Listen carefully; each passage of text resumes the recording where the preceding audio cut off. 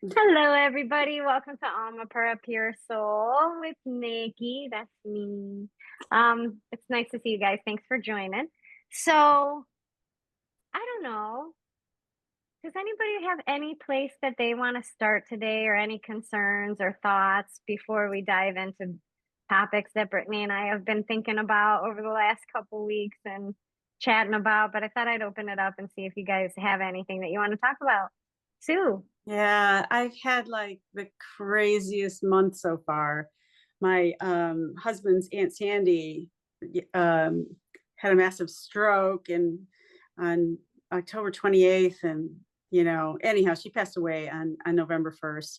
But Oh, I'm so sorry. while while the nephews, my husband and his brother were by her side, I was tasked with rehoming her dogs. Now she had these show dogs, I mean, for many years, and she did won many awards and whatnot. So like the pressure was on, and I successfully rehomed them after a couple of days, but it was just nonstop worry and stress and hoping that I'm doing the right thing and that she approves of where they went and all that. And I ended up being executor too, because the woman who her best friend who was named executor in her will is not capable. And so now I have all of that task, and I'm just kind of like I at my wits end. I don't know. It was like the tarot card that you drew for temperance, and Mhm. trying to pace yourself and create a balance every day. It's like, okay, simmer down. Let's kind of balance this out. Um, but it's just been emotional for the whole family, and I don't know. I just really hope I did right by the dogs, and now I'm just trying to, you know, I think her estate is insolvent. So, but she had so many irons in the fire, and I don't know where to look. And I'm hoping that I just discover something like a bank account somewhere. And I think I found everything. So anyhow, I just had to like vent and stress, talk about my stress and kind of get that out there so that I can try and focus on. It's mm, interesting because I feel like I knew it too because when I drew that card um for this month, I was like, oh, because I know that when we draw temperance, it's gonna challenge us to be balanced, to be patient, to let things kind of play out the way that they're supposed to play out and not really try to muscle it and just kind of go with the guidance that comes from within us because there's no set rules. So when temperance comes, you know that everything is going to like fall on your back and you're going to have to try to figure it out. And the idea is you don't really have to try to figure it out. It'll just play out the way it's supposed to. You're just more supposed to kind of follow. And I know I was challenged with patience and temperance and balance this month and trying to get things settled over here. So I had that same kind of like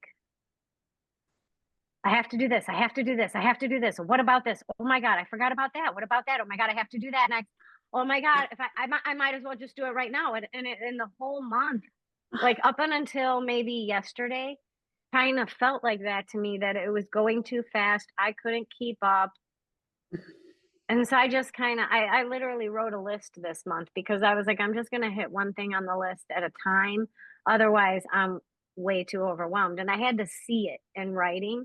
So for me, what I learned really good this month, well, probably because of temperance and patience, is I wrote lists because if I didn't have a list, it was in my head so bad that I was self creating anxiety. Like I was having flare ups with my stomach, like my body parts were hurting, my lower back was killing me, all because my brain would not relax. But when I put it in writing, it's like, I don't know why I felt much better after that. And I did that like 2 days ago. So basically, struggled through it the whole month. But so I understand what you're feeling. I agree. Anybody else have a struggle like that this month with like, what the heck is going on? Okay, Marissa, what's your struggle this month? What happened with you?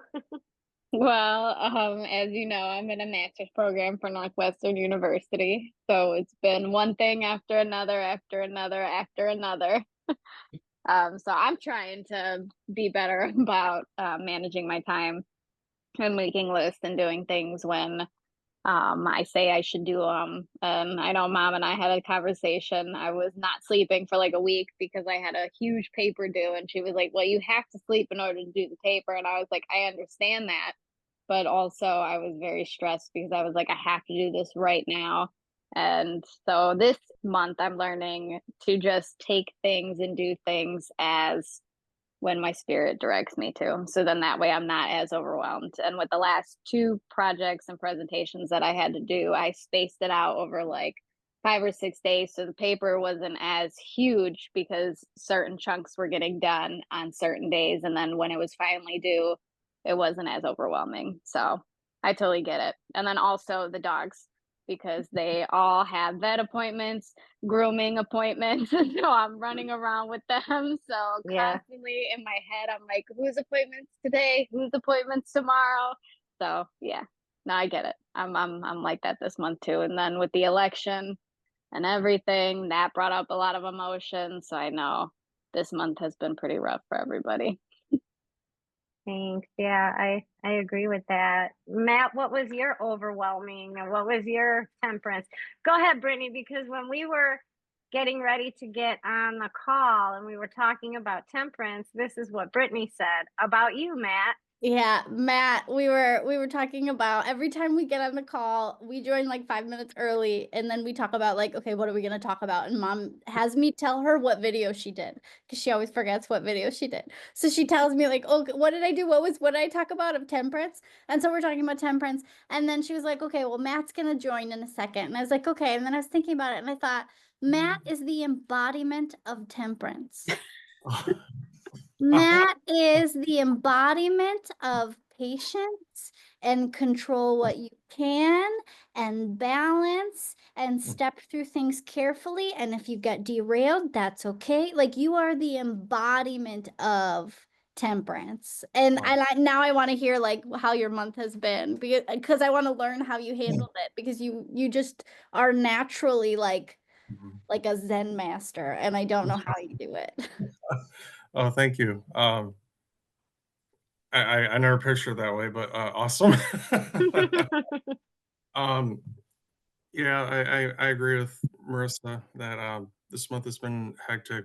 One, because of how this election turned out, but also primarily, I too in a master's program, and I had to write a 10-page business proposal that had to be exactly 3,000 words and had to be my own suggestion to Cleveland Cliffs for a relocation assistance program, and I had to come up with all this research with like 20 different sources. So I had to make sure it was exactly APA format because Purdue will check. And then work itself has been a little bit meddlesome because there are projects we're trying to complete, and the people I'm in charge of not as agreeable because they're union. You know, but as a manager, I gotta do what I gotta do.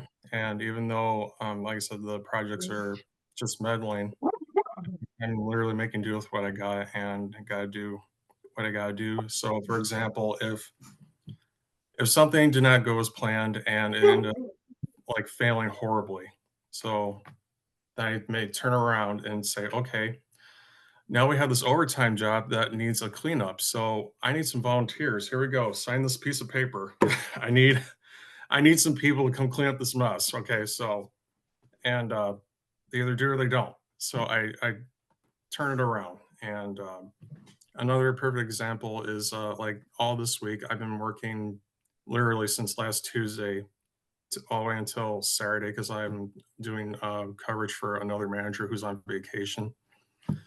Needless to say, I'm tired. I'm still going, but I try to get my sleep in, but just making do with what I got and just finding that balance. Like, okay, this did not work out. So here's what I'm going to do to try to find that way forward and the balance, you know? So, but that's how my month has been. And this is my last week of the semester until I start the second semester, and then just keep going from there.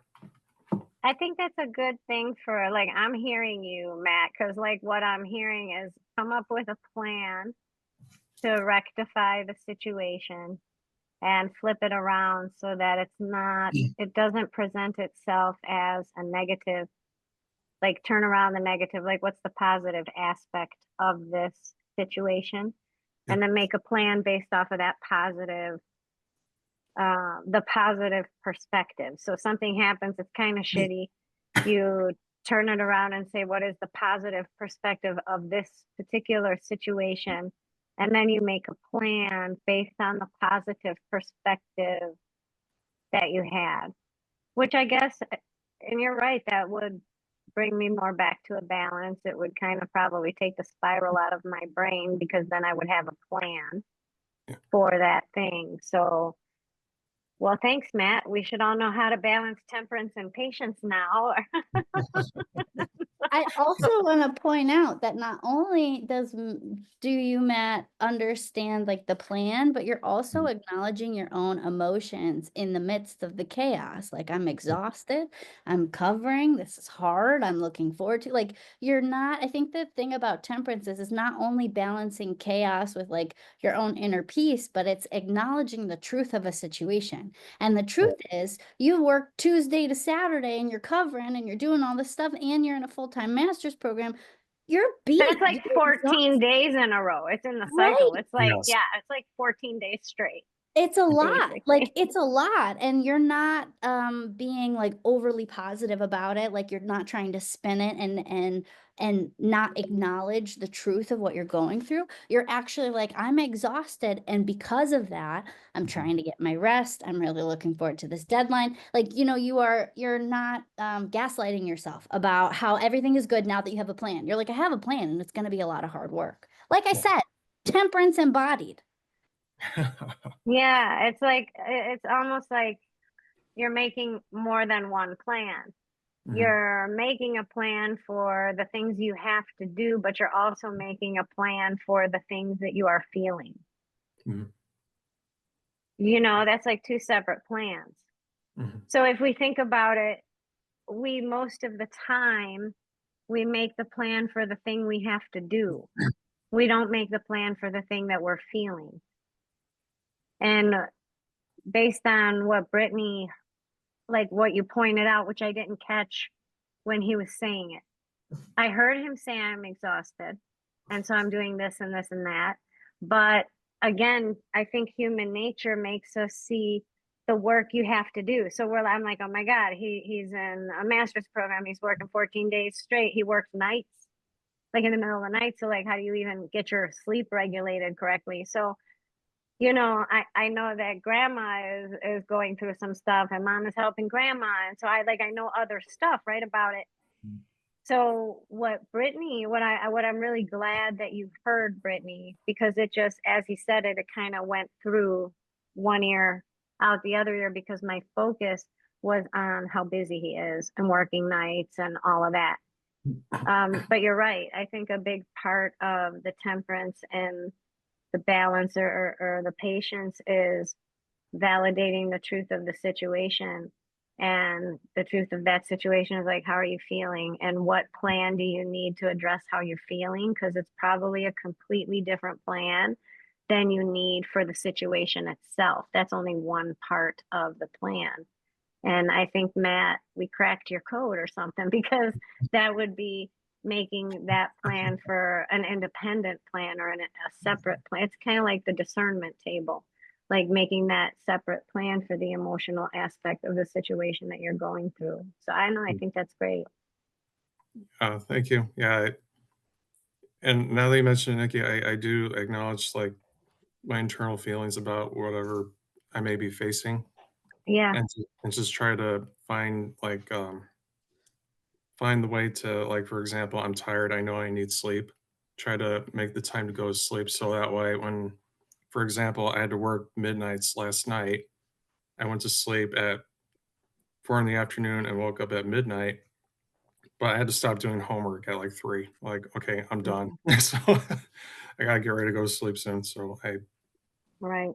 just, just taking it and going with it. Yeah. Matt, can I Thank ask, you. do you live in Lafayette?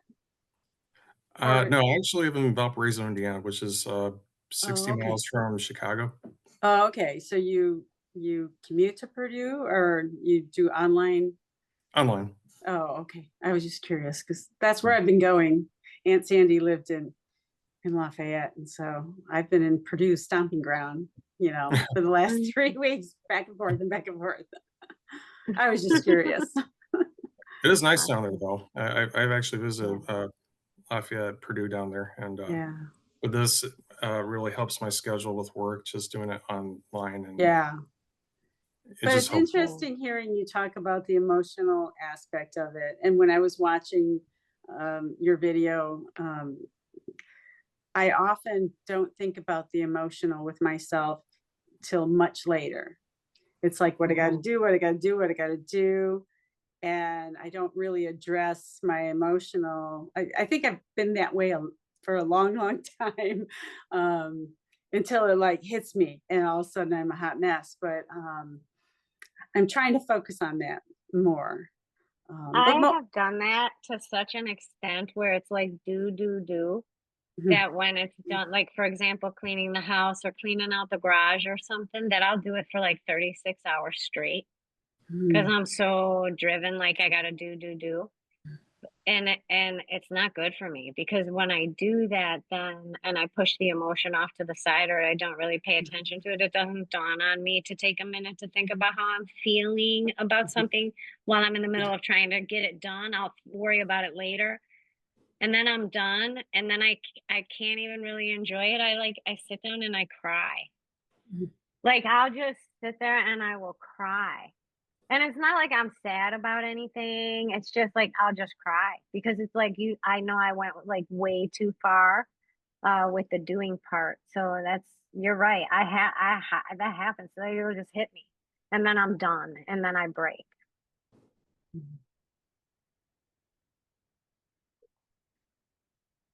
I had kind of maybe a spiritual moment there when I was trying to rehome the dogs. So Sandy had two dogs, an older one and a younger one. And the younger one, we managed to get rehomed right away. But the older one, she's 13 and the Samoyeds only live to be like 14, right? And so I was having difficulty finding someone that wanted to take her permanently because I didn't want her to go from Sandy's house where I was staying with the dog to a temporary home to another home, right? It's just too hard on the dogs. And one woman from the kennel club offered to take her permanently. It's the only one. And I was like, oh, I was so grateful. Well, then she fessed up and said, well, Sandy and I had a falling out years ago. And but no hard feelings on my part. And I don't want to see the dog go through any trauma, be moved around, or God forbid, be put down. So I'll take him. So I was like grateful for that. And then the dog groomer who I had called the other day to talk about some tripping issues that the dog was having, she had called me back just moments after the neighbor had come over to Sandy's house, introducing himself. And the neighbor says, oh, she used to walk the dogs with the neighbor down the street every day. I said, yeah, I heard about that. And maybe I met them like 2 or 3 houses down. Oh, no, it's all the way down around the corner. Told me the exact house. And I'm like, oh, okay, well, that's cool. The neighbor she walked with, was over there. And then when I was done talking with him, Mary, the groomer, calls me back after talking to her the previous day. And she says, Sandy used to walk the dogs with someone and it was a neighbor and that neighbor will take Pippa the dog. And I'm like, okay. And she goes, you need to contact that person. And I don't know the neighbor's name or where she lives, but they will take the dog. And I'm like, okay, I'll go right now. So I hung up the phone. I'm thinking it's 2 people right off the bat. And I had told Sandy the night before, although she was actively dying, so she didn't hear me, that Robin was going to take the dog. But you know, she was still alive. So anyhow, after this woman called me, I thought, okay. So I walked down the street to this house. I knock on the door and introduced myself. And I was like, well, you know, I was told I should ask, and, you know, if by any chance, she said yes. I'm like, really? And it turned out, to kind of cut to the end of the story, to be the most perfect situation because the dog knows them. She homeschools 3 children. They're home all day. Pippa already gets along with their dog, has been in their house, and they will keep her through the rest of her days. I mean, like, this is way better than you know, Robin, who would have taken her. She's works full time and has 6 other dogs. Anyway, it was a win-win. She gets to stay in her neighborhood. And so I was so grateful. I'm thinking, how did Mary, the dog groomer, know this? You know, and Andrea never met her. They didn't know each other. So I'm thinking she might have been a little clairvoyant or something and called me just to say this. So and then I found the will crumpled up in this desk drawer. Oh, Sandy. Anyway, I find the will, and it says that she wants to give her dog, is an old will from like 33 years ago or something like that. She wants to give the dogs to Robin, the woman who offered to take the dogs. But then Robin's name was crossed off and another name written in 1998, right? So I'm like, oh, that must have been the falling out. So I'm thinking that this was, you know, something that was connected. All I did was go, okay, I'm listening. I'll do it. You know, my feet went walking immediately. I didn't even have to hesitate. So, and later on, I talked to Mary again, and I'm like, was that kind of a spiritual thing? She goes, well, yes. I didn't elaborate or know anything more about this wonderful woman, but how grateful am I to have gotten that tip to find the perfect home for Pippa. And then Sandy died. So I'm like, okay, was she like up there going, wrong? Absolutely. She was So like, you're like, I don't, you said she was actively dying, so I don't think she heard me. And she was like, sorry, what? And then she got out of her body so fast and ran and pulled all those strings to make sure that you got all the messages you needed to get. Because she was like, on my dying breath, you're not giving that woman my dog. That was absolutely what she did. She totally went and ran behind the scenes quickly to organize this and also to take that off of your plate. You know, she made you the executor of her estate. You know, the least she can do is give you a she little. Didn't make me, but her girlfriend Carol is supposed to be executor, and Carol was going to do it, and they've been friends for 40 some years. And Carol, you know, Sandy was 83, and Carol's probably close to that in age. But one of the neighbors was talking. You know, once somebody dies, and all the neighbors come over and they're all talking, and I mentioned, yeah, Carol's the executor, and the neighbor said, what? Carol Keebler? I'm like, yeah. She goes, oh, no, you need to rethink that. I'm like, why? Well, because Sandy was saying, yeah, you know, her husband has dementia. She's not far behind. And I'm thinking, oh, dear. You know, I mean, this was an old will. And I'm sure Carol could have done it 30 some years ago. But yeah, so I actually never met Sandy in person. We've talked on the phone and we were Facebook friends. But I'm the in-law, so it's my husband's aunt. And Sandy and her sister, my mother-in-law, I don't know, don't get along that great. And I've just taken the stance of I'm staying out of it, you know. So I never really got to meet her, but what a fascinating lady. Fascinating, so active. I mean, I planned this memorial service, right? And the pastor's like, well, how many people do you think you're going to show? I'm like, honestly, I don't know.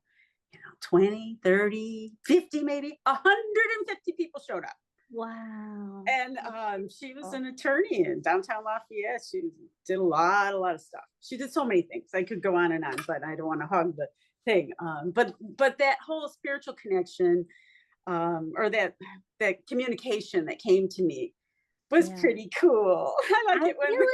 I feel like that also ties us back to the temperance card, because temperance is not only about plotting things out and understanding your limitations, but it's also recognizing the tools that you have at your disposal, right? And those neighbors and your family realize, like, oh my gosh, we have this highly productive person named Sue who can conquer anything. Let's leverage her. So it was almost like this situation also ties back to the temperance and the idea of like understanding what you're capable of and understanding like how to continue moving forward, recognizing all the limitations, recognizing all the reality of a situation and the feelings. And given that you weren't super close to her in a personal way, you were the best person to kind of go through this and to temper the pace of things, to temper the reallocation of her resources, to temper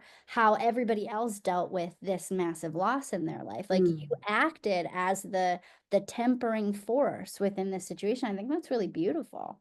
That's really Well, beautiful. I think it's kind of interesting, Brittany. Like, I didn't even really think of that aspect when I prayed about the meaning of the card, but it is because sometimes you are tasked to be temperance. You know, like you are tasked to invite that energy through to a particular situation. So I like that you pointed that out. You guys are pointing out really good things. Like this is really great. Thank you guys. Linda, you said you were having like overwhelming stuff. Do you want to share that stuff? No, Okay. I was just thought I'd ask. I didn't I'll want just you to think- gaslight myself. Brittany, I never even realized that we do that to ourselves until you said that. I'm like, yeah, I gaslight myself all the time. Yeah. Oh, it's not It's that good. bad. Oh, it's not that bad. Oh, I Yeah, can yeah. Oh, I'll just do it. this now. Yeah. Yeah. What are you gaslighting yourself about? Everything.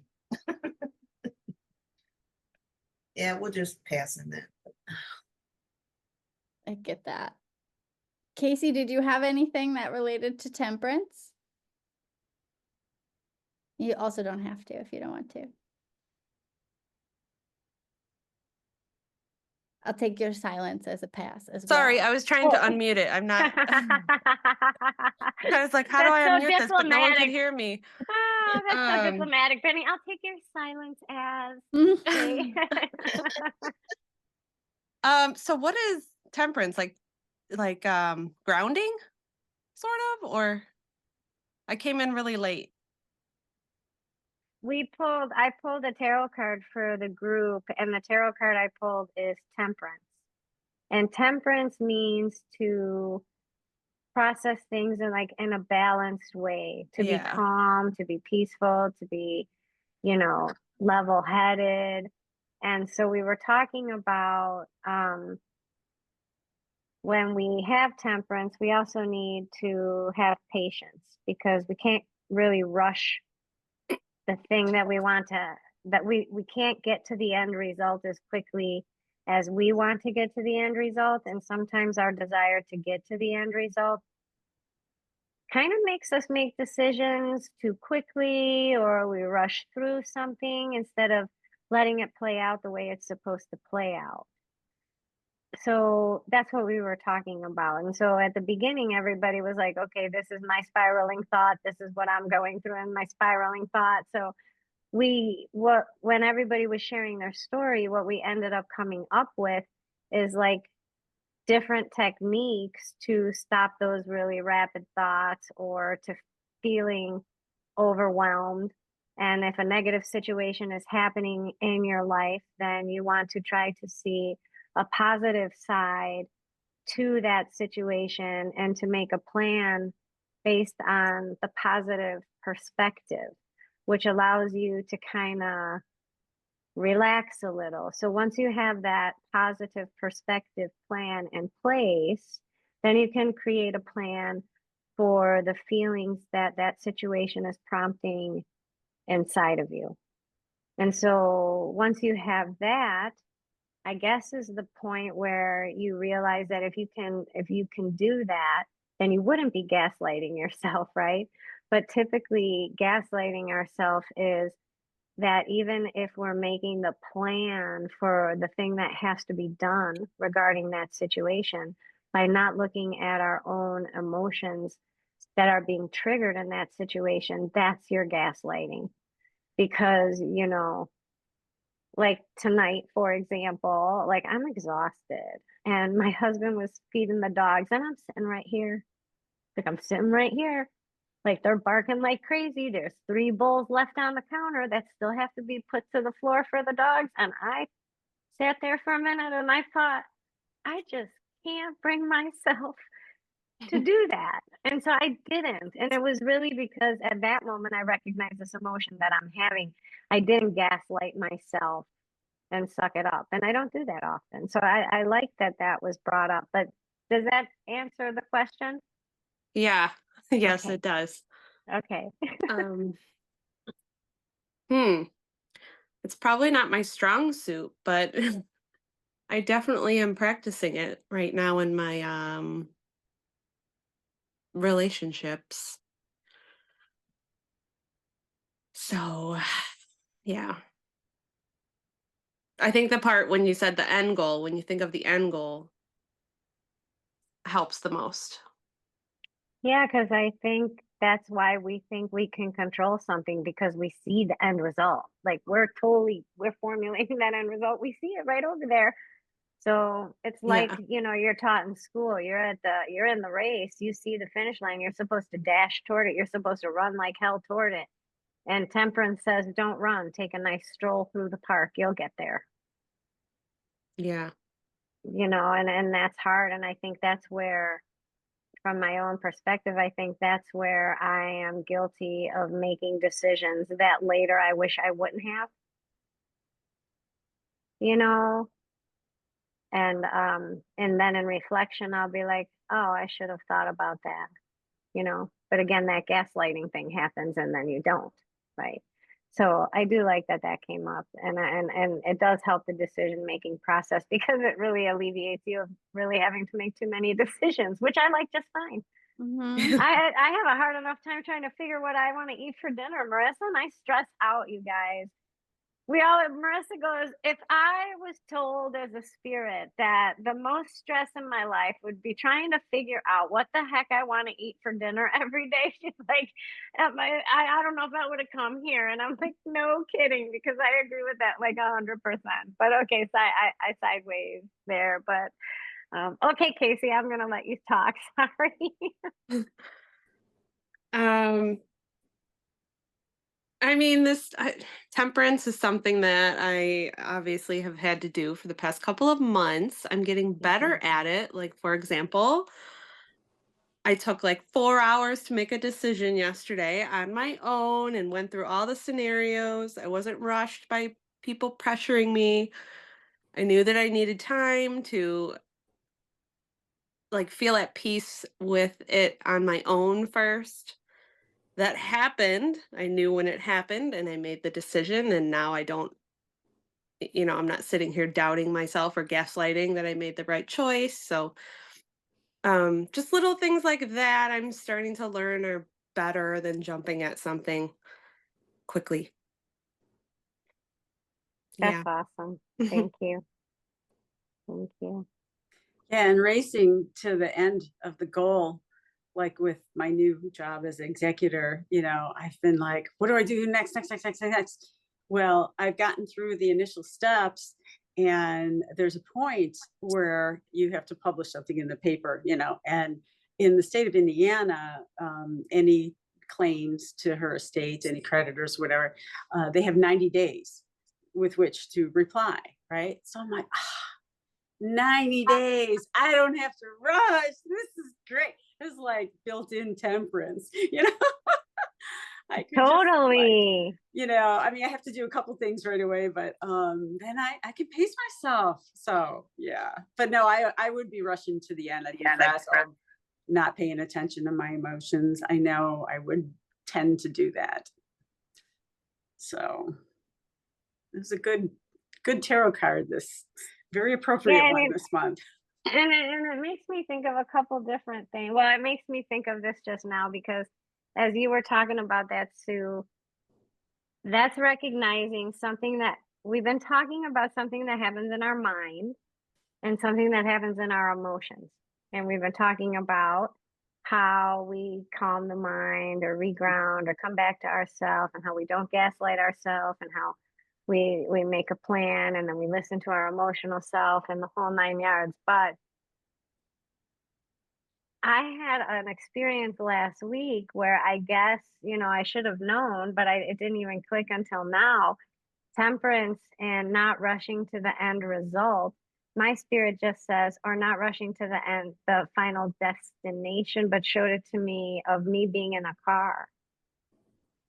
And so last week when my friend, you guys know Pam, she drove back down with me with some of the last stuff that I had at the house in Chicago, and I drive fast. It's just the way I am. I start at point A. I know where I gotta be, and I am going to try to get there as quickly as possible. There's no rhyme or reason to it. There's no reason for it. I like driving on the highway. I'm good.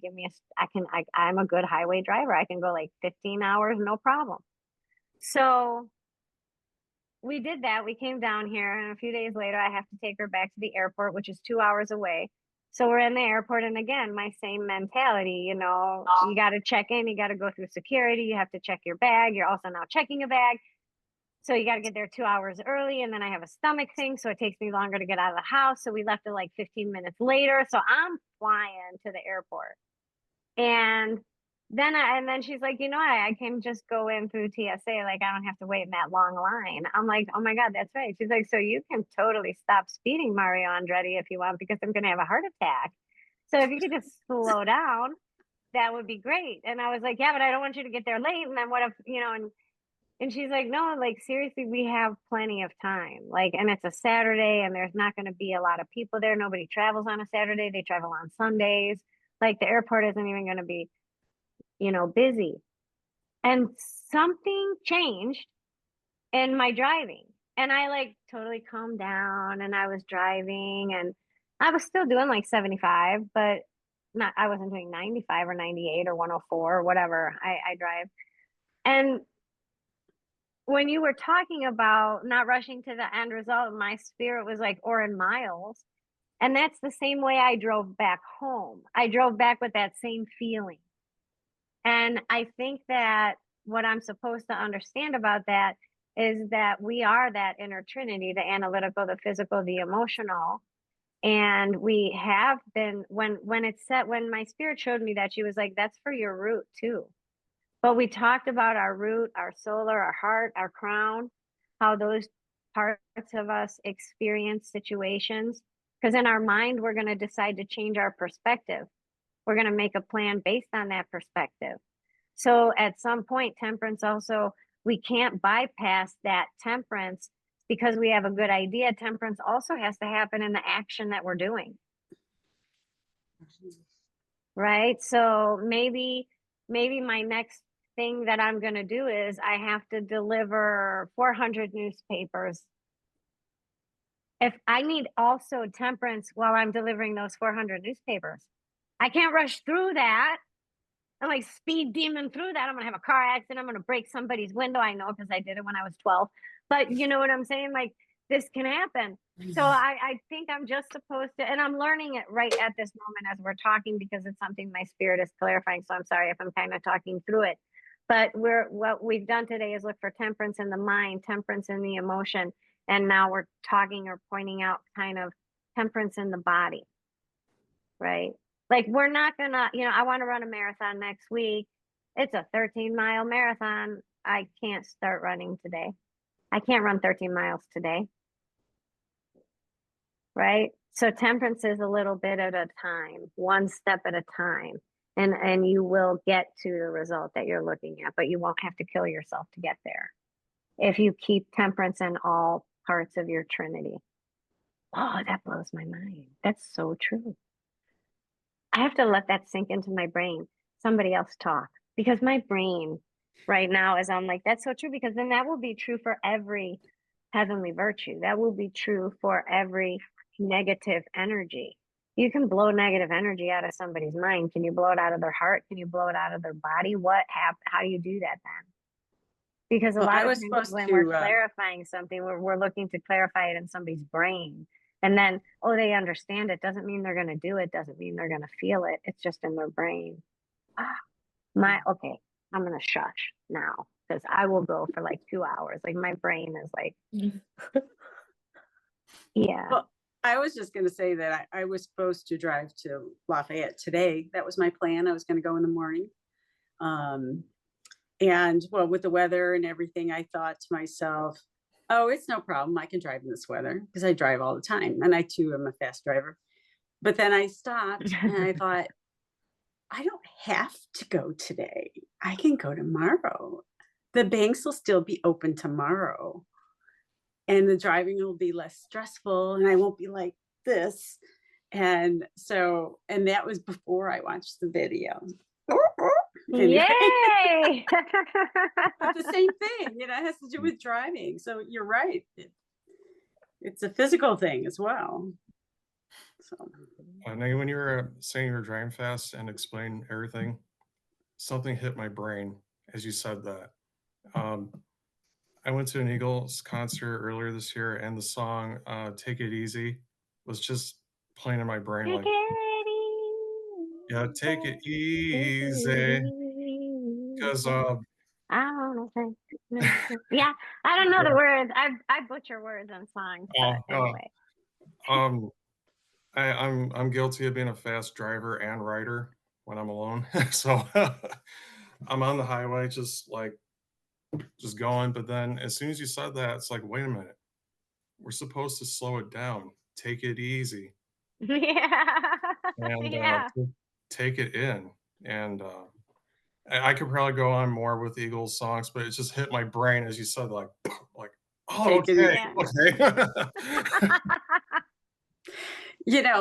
I have a funny thing that hit my brain too. Before Sandy Sandy had passed. The day she passed, the boys came back to the van and I have the camper van, the RV. And so we were all talking about Sandy and, they're kind of telling jokes and different things like this. But one of the things that was struggling to find is the AKC registered papers for Poppins, the one dog that I had already rehomed, right? And I had to find them, the breeders, and I've been searching everywhere and cannot find them. And also inside Sandy's house are all these ribbons from when she shows the dogs. And on the back of the ribbons, I look for the names of the dogs and I can't find any names of the dogs. There's these weird sentences though, like cut and pick and shot of whiskey and weird stuff like that. I'm like, well, I don't know what that is. But anyhow, I really needed to find the stuff for Poppins. And anyhow, so that evening, the boys were back in the van and we were all sitting around talking, telling jokes about Sandy. And because she was a bankruptcy lawyer, and she may be insolvent. So we were joking around saying, yes, you know how to play the game, keep the creditors off her. And then I said, oh, it just popped into my head. Catch Me If You Can. I said, that movie like from Leonardo DiCaprio? And we all started laughing. Catch Me If You Can. Catch Me If You Can. And I'm like, catch me if you can. Woohoo! Well, then I went inside the house the next morning and I looked on the back of one of the ribbons and it said, Catch Me If You Can. I'm like, oh, that's one of her dog's show names. So the dogs have show names. Like Pippa her show name was Cotton Pickin' Bedazzled. And Poppins' show name, I found Poppins connected with Catch Me If You Can. I'm like, that was Sandy telling me you're looking for not Poppins, you're looking for Catch Me If You Can. And so I found the AKC registered papers for Catch Me If You Can, and Poppins was on there as well. But oh my God, she just like, I don't know what it was, but I still think she's a little bit like that movie though, Yeah. Wow. Anyhow, stuff pops in your head. Spiritual communication, man. Right.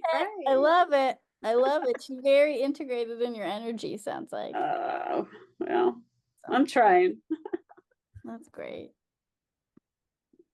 It's funny that you were saying that like she might be insolvent and you're looking for this money elsewhere, because I made a video about Sagittarius season, which starts tomorrow. And Okay, hold on a second, Brittany. So let preface this. Brittany's been studying and working on astrology for quite some time now, and has gotten really invested and involved in it. And so she's starting to offer readings or sessions for her astrology. So she created a page, like a little landing page or a website page that helps people schedule and book with her. So when she says that she wrote this page about Sagittarius, if nobody knows you're doing that, then everybody's like, what are you fair. talking about? That's fair. That's So fair. she fair. wrote this Thank page, you. and what she's going to do now is share a little bit about her work that she's doing and about her Sagittarius page. And I'll be right back, but I can hear you. Okay, great. So it's funny, just when you were saying that, that, you know, you're not sure about like your friends' finances and how things are going to shake out. The phrase that I actually use in my video about Sagittarius season is that Sagittarius is all about the story. It's all about like what kind of story you can tell. And Sagittarius likes to tell big stories. And the ruling planet of Sagittarius is Jupiter, and Jupiter is all about abundance. So you put Jupiter and Sagittarius together, you're writing checks you can't cash. So I thought it was really funny because I used the phrase, oh, careful in Sagittarius season, you might be writing some checks you can't cash.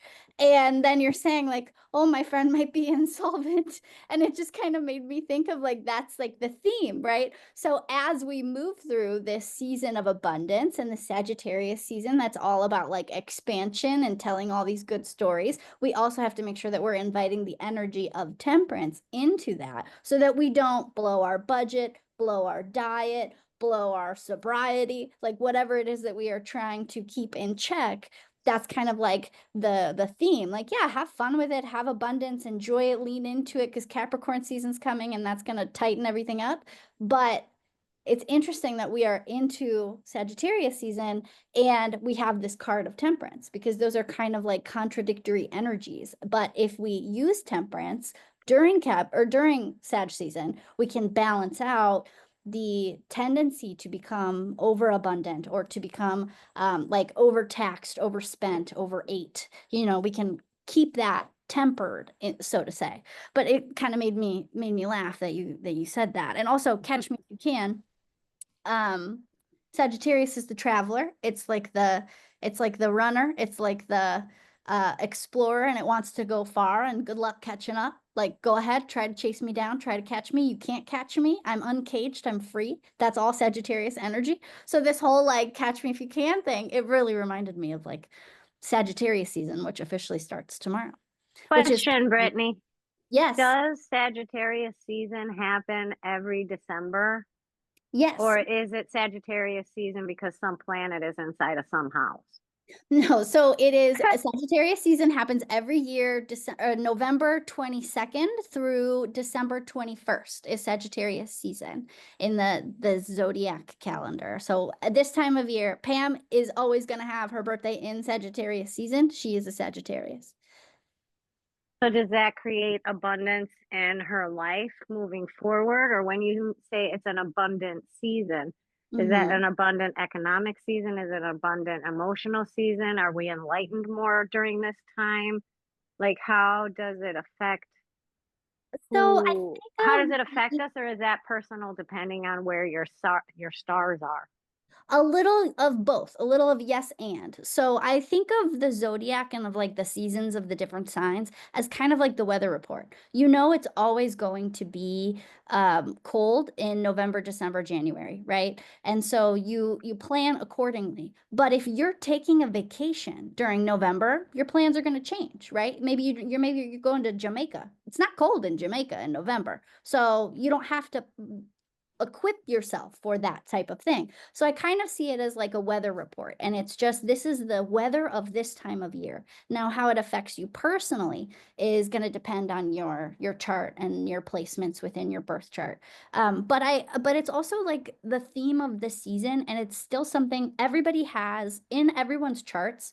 it is a 360 degrees of all 12 signs. So everyone has Sagittarius in their life somewhere. Everyone has Aries in their life somewhere. Everyone has these different elements. So that's how that energy is going to play into your life.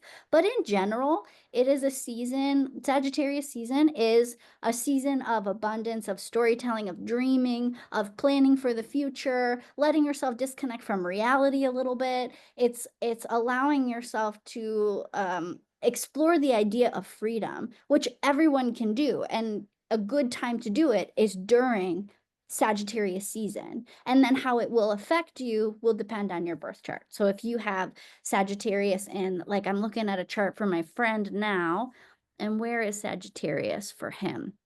He has Sagittarius in the first house. So that means that he's going to, or actually, excuse me, hold on, let me look at this. Yeah, he has Sagittarius in the first house. So for him, storytelling is going to be really like central to his identity because first house is identity. Someone who has Sagittarius in the seventh house, like me, storytelling is going to be about your one-to-one relationships and what stories are you giving to the world. But it's all this kind of like storytelling, dreamy energy, and lots of ideas and lots of planning for the future, maybe ungrounded, a little ungrounded, and that's totally fine. That's just like the weather report for this season. And then however it affects you personally is what you can see me for a birth chart reading for. And I can kind of read into your chart and see what it is. So it's interesting. I would be curious because I'm going to ask you in a second. If we just take what you said as this is the time of planning for the future, kind of dreamy illusions and abundance. If that's the theme of the season that we're coming into with Sagittarius.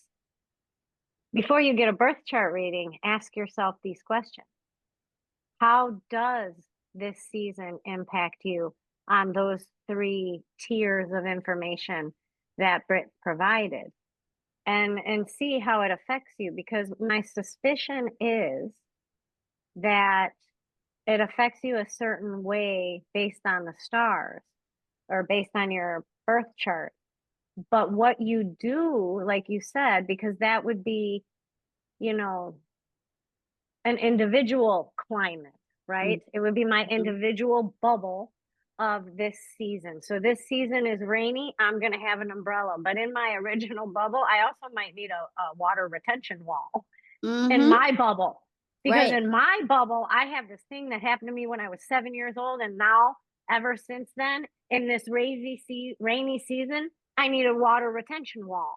But in your birth chart, maybe you don't have something in this experience of life that affects that. Does any of this make sense as I'm saying this, Brittany? Because it's just kind of clicking in my head if I think of how I can talk to a person's spirit and I can recognize how the spirit and the body relate to one another and how there's moments of impact in your life that formulate a lot of your perception on earth, your actions, your emotions, how you view the world, etc.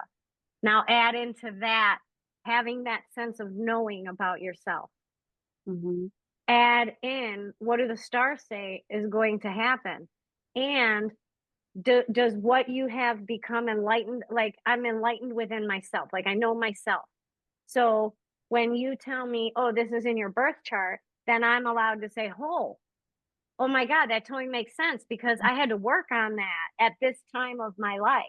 You see what I'm saying? So I feel like it would be really interesting to take the idea of the season, apply it to ourselves, and then get a birth chart reading to see. But since we did mine, where is my Sagittarius? How do I differ from your friend and from you? If it's my season of abundance. Let me pull it up and we can actually all look at it together. Do you mind if I share? I don't know how to make you allowed to share. Here, I just sent you a request that I can share, and then it should show up. It should be a pop-up, and then I can show your birth chart. Okay. All right. So, hold on a second. Oh, I've never shared on this computer before, so I have to allow permissions. You can just tell me, honey. You don't have to. We can do it next time too. Okay. I'll share your birth chart next time on the screen. But okay, so your birth chart. So does everybody know what a birth chart is? It's like a wheel and there's like all these slices in the wheel. So you have your birth chart and every slice of the wheel is a sign. This is where I'm saying everybody has all 12 signs in their birth chart. So mom, because you are a Scorpio rising, Sagittarius is in your second house. So your first house is Scorpio and your second house is Sagittarius. So that means that Sagittarius energy is going to show up in your income, your assets, and your personal resources. Cool. If that's where the abundance is supposed to go according to the stars, I am in for that. I got mortgage to pay in a few weeks. So. Right, exactly. So that's the style with which so I like to think of the second house as what you bring to the table, right? Like this is what I got, this is what I'm bringing to the table. So for you, the energy that you bring to the table is the dreamer energy, the possibilities, the expansion, the abundance, and you invite all of that energy into your life as you talk about, tell God what you need, tell the universe what you need, and say, I don't know how you're going to do it.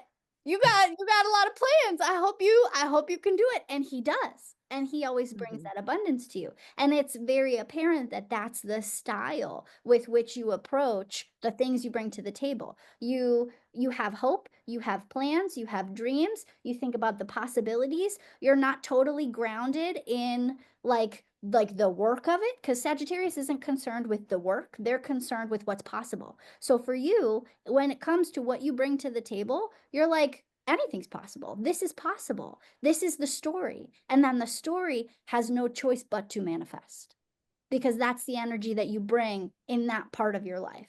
And so for everybody, depending on where Sagittarius is in your chart, that's the area of your life that will be that you'll feel this kind of like abundant, positive, joyous, kind of like unburdened. Like Sagittarius is unburdened. They kind of don't cage me, don't tell me what's up. I'm gonna figure it out. I'm gonna go explore, and like reality kind of doesn't matter to Sagittarius. So that's like the story is that I'm always gonna have what I need. Is the story that you've said on calls like this. I'm always gonna have what I need.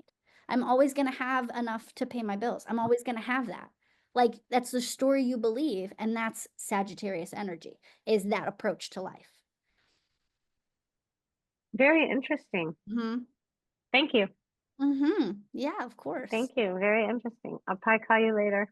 I have other questions. But in any case, Brittany is now offering birth chart readings, and they're really good, you guys. And I'll tell you, I've talked to a lot of astrologists. I've talked to a lot of people and had different sessions over the years.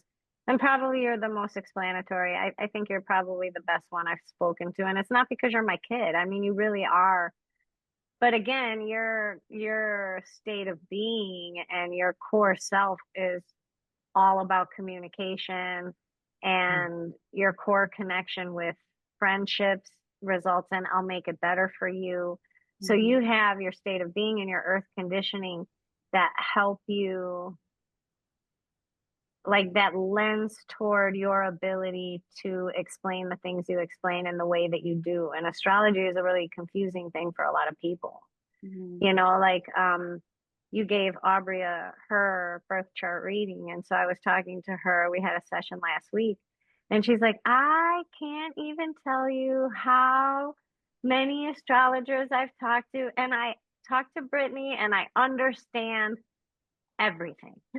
And she felt so much better because, you know, she's very much into that. A friend of ours is very much into that, all of that kind of stuff. And she just really couldn't connect the dots. And you're really good at helping people connect the dots. So I really think you guys would love it. I really enjoyed mine. And so far, everybody that Britt has done a session for really has enjoyed it. So, all Britt, right. did you have a page that you can share with us? Yeah, what is the URL? Yeah, I will drop it into the chat so you guys How can. do you drop it into the chat? Where is that? It's on the bottom toolbar. There's a little bubble There's a chat. Yeah. We chat all Oh, the is time. that, it says Britt Marin? Yeah, that's me. Oh, look at that. Where did it go? Oh, chat. Oh, look In at the chat. that. It's like text message on. On How do you Zoom. make it come? Oh, look at that. All right. Well, That's awesome. Thank you. So one thing that I want to point out is that there are I think of astrology and spirituality and Almapura specifically as very closely related, because you can have two people who have the same general idea of what their state of being is. You can have two people whose states of being are love, right? Both of these people, they both have states of being of love, but how it manifests in their life comes from totally different places. So Okay, Maria de Jesus. what? Okay, Maria de Jesus. So- How it manifests. How it manifests. How it What did I say? manifests. You said it Manifest? just like my grandma. Oh, Yeah, you okay, just well, used a very she must Cuban be- kind of intonation there. She's been around because my eye has Yeah. been twitching nonstop for 2 weeks. Yeah. Okay, anyway, so what I'm saying is that you can have a very similar birthday as someone, but depending on all of these other factors, it's going to totally change your approach to life. So our friend Aubria, she is dreamy and she has Sagittarius. That Sagittarius energy is in her moon. So her feelings are all dreamy and all over the place, right? Unbounded by reality, totally unburdened. And she's this like an angel She's a fairy, you guys. that She's a wandered out fairy. of the woods, right? She's a fairy. Her birthday is August 8th. And then I have another friend who sent me a message and she was like, "Oh, pull mine. I'm curious what mine is." Her birthday is August 12th. They couldn't be more different. They are totally polar opposites, but they're born 4 days and like 3 years apart. So it's wild that people can be so different, and they even have they have the same sun sign, they have very similar moon signs, but the rest of their chart is like slightly to the left. And so it creates these very different expressions of a Leo sun. It's a totally different expression from Aubria to my friend Stephanie. Totally different expressions. In the same way that like your state of being or your core expectation or how you relate to other people, that's all going to be, it could be very similar to someone else's, but the way it's expressed is totally different based on all of the other things in your life, based on your relationships, based on how you process energy, whether you're an emotional responder first, whether you're analytical and then physical and then emotional. That's going to be a totally different expression of any type of emotion than somebody else who maybe processes the exact same way or an opposite way. So, just keep that in mind. It's all very personal, and it's all very, I don't know, those of you who've had sessions with me before, you know that like I get in there and I figure out what's your story, like what is the thing that's tying you together, similar to how mom does it, but totally different lenses, ways of looking at the same kinds of concepts, but totally different. Mhm. Mhm. Thank you. Well, Does thanks anybody? for letting me plug, Mom. I appreciate that. Oh yeah, no worries. You are really good, honey. I think Thank you. it's very helpful, and I think you're really, really good at it. So yeah. All right. Does anybody have any other comments today or questions today? No. All right. Well, thank you so much, everyone, for joining. This is Nice a seeing very, everybody. yeah, nice seeing everybody. Thanksgiving. Happy Thanksgiving. Yeah, same to Bye. Oh, you. yeah, you Happy Thanksgiving. Okay. Bye, Take everybody. care. Bye. Bye. Bye.